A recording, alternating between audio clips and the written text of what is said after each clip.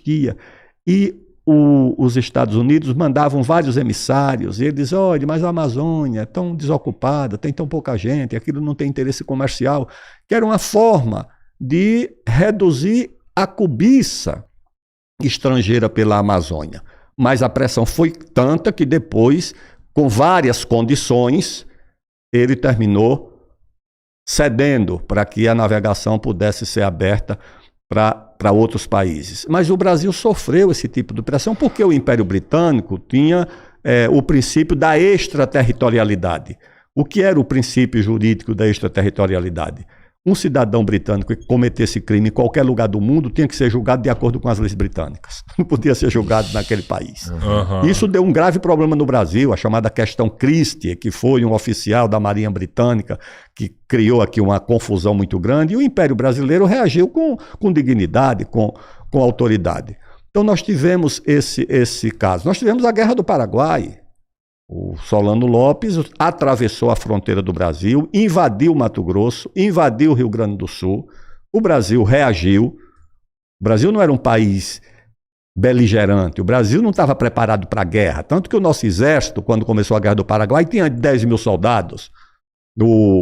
O Dom Pedro II não era um imperador belicista, pelo contrário, era um homem de letras, um homem das artes, um homem da cultura, que estudava hebraico, árabe, que falava francês, inglês, alemão. Não era um homem que vivia atrás de guerra.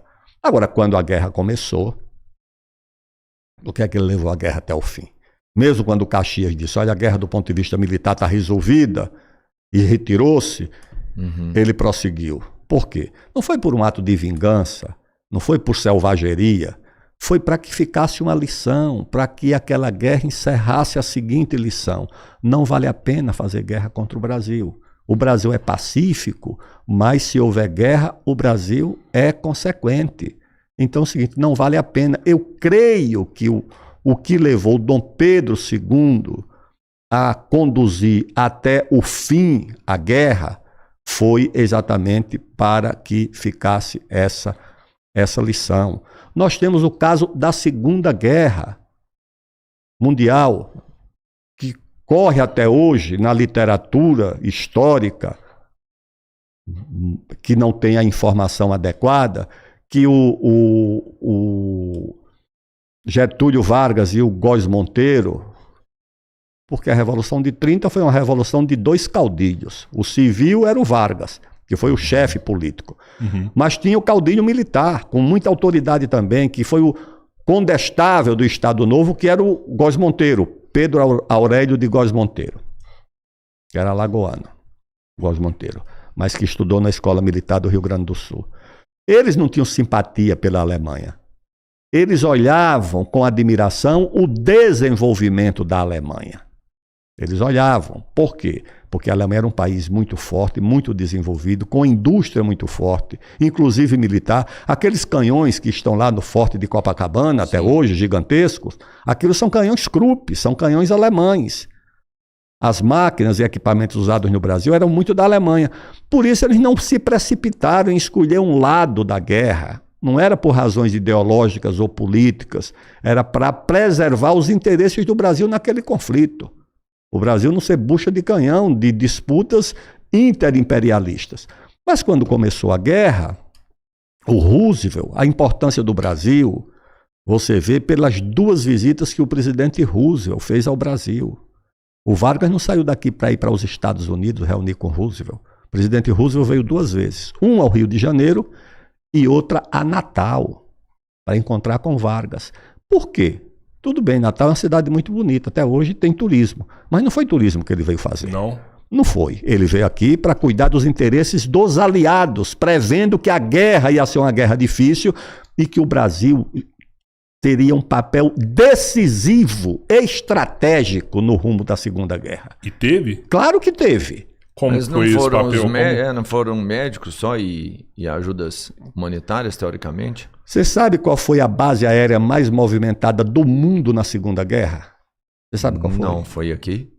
Não foi nos Estados Unidos, não foi na Alemanha, não foi na Inglaterra, não foi na França, não foi na União Soviética. A base aérea mais movimentada do mundo. Isso é um livro de um escritor americano sobre a Guerra da Borracha. A base aérea mais movimentada do mundo na Segunda Guerra foi a base aérea de Parnamirim, ali do lado de Natal, de onde decolava a cada 2 ou 3 minutos. Isso está no livro que eu cito aqui, no livro da Amazônia.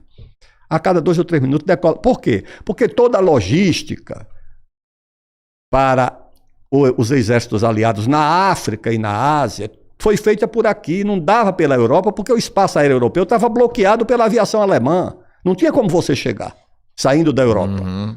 Você saía do Brasil. Então a logística foi feita a partir daqui. Então a base aérea de Parnamirim, tanto é que a Alemanha cogitou invadir o Nordeste. E os Estados Unidos também chegaram a ter um plano. Mas foi o acordo e foi feita a base aérea de Natal. O comandante da Força Aérea Americana veio pessoalmente para escolher o local da base. O presidente Roosevelt veio a Natal para reunir com o presidente Vargas, no meio da guerra, 1943. E o Brasil foi quem deu a borracha. Por quê? Quando começou a guerra, os japoneses tomaram todos os campos de borracha da Inglaterra, que produzia 90% da borracha do mundo, nas colônias asiáticas. O japonês tomou tudo. Sem borracha não tem guerra. A guerra precisa de 3 insumos: petróleo, aço e borracha. Um navio de guerra, estou falando dos equipamentos da época, Sim. Um navio de guerra tem 20 mil peças de borracha. Um tanque Sherman de guerra tem 800 quilos de borracha. Um avião de combate tem 1 tonelada de borracha. Sem essa borracha, você não tinha como botar esses equipamentos em condições de combate. E quem tinha essa borracha? O Brasil. Tanto que os seringueiros, os soldados da borracha, por que é que chamam de soldados da borracha? Porque foram recrutados como combatentes. Mas foram transportados por navios de transporte militar americanos, que eles foram transportados do Nordeste para a Amazônia. 55 mil sertanejos, que era o tipo humano capaz de resistir àquela tragédia de violência, de malária, de cobra, de doenças infecciosas. Dos 55 mil, 25 mil morreram. E esse americano que escreveu essa história diz que o Brasil deveria reconhecer o status de combatente desses mortos, desses soldados da borracha, e que se o Brasil reconhecesse, a contribuição do Brasil na guerra seria entre os países que tiveram as maiores perdas humanas. Então esse americano, chamado... vou lembrar o nome dele. Ele foi correspondente da UPI no Brasil durante muito tempo. E ele disse que o Brasil deveria reconhecer esses combatentes. Então, o Brasil teve esse papel. Agora, a nossa historiografia, boa parte da bibliografia desse livro aqui é bibliografia estrangeira. São acadêmicos americanos e europeus que eu cito, porque há mais valorização desses episódios na literatura histórica americana e europeia do que, com honrosas exceções, do Brasil. No Brasil tem, no passado, muitos historiadores importantes, mas na historiografia moderna do Brasil, isso é... Sua base foi toda lá fora para construir o livro. Muita da bibliografia fora. Nossa, essa história toda é com base em bibliografia desse historiador americano, que escreveu a história também lá da ferrovia Madeira-Mamoré, como foi construída, o que ela significava. A visita do Roosevelt ao Brasil, não a do Franklin Roosevelt, a do Theodore Roosevelt, que fez a viagem com o Rondon para descobrir o chamado Rio da Dúvida. Foi uma viagem à Amazônia. A Fordlândia, que é outro episódio também da história da Amazônia, não é de cobiça, mas de promessa do que a Amazônia poderia ser para o Brasil. Isso aí contribuiu para o desenvolvimento da Zona Franca também? Não. Não tem nada relacionado. Não. A Zona Franca foi uma outra medida para encontrar para a Amazônia um caminho para o desenvolvimento que, na verdade, é o seguinte: ao invés de usar a floresta, vamos usar a cidade e promover uma industrialização na cidade de Manaus, para que a economia não dependa tanto da floresta, né? Mas a Fordlândia é outro exemplo do que é o Brasil, do que é a Amazônia. Nos anos 20, a indústria automobilística nos Estados Unidos já estava bastante desenvolvida.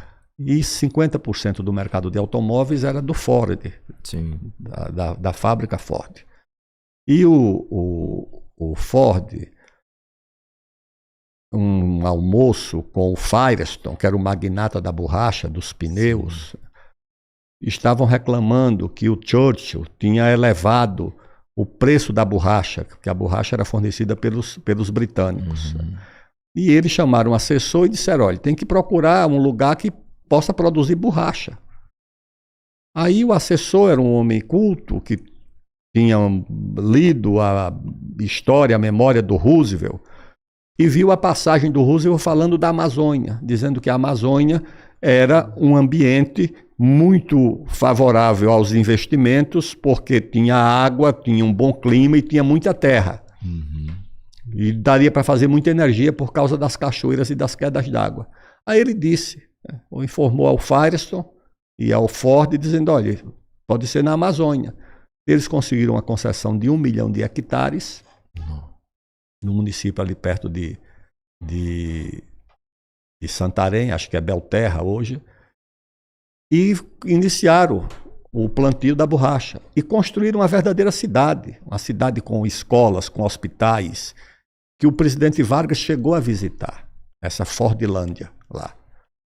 E foi um sucesso momentaneamente, mas depois problemas surgiram, desde da praga, um vírus que infestou lá a plantação de borracha e que eles não tinham como conter, que causou muitos problemas de adaptação da cultura que eles tentaram impor aos nordestinos, né, aos sertanejos, que era mão de obra, uma dieta que não era deles, um sistema de convivência que não era deles, teve uma revolta e depois a família se desfez da Fordlândia. Mas a Fordlândia foi também uma experiência importante que revelava na época a importância da Amazônia e que hoje é ainda mais importante do que quando a Fordlândia ou quando a experiência do soldado da borracha aconteceram. Então, a Amazônia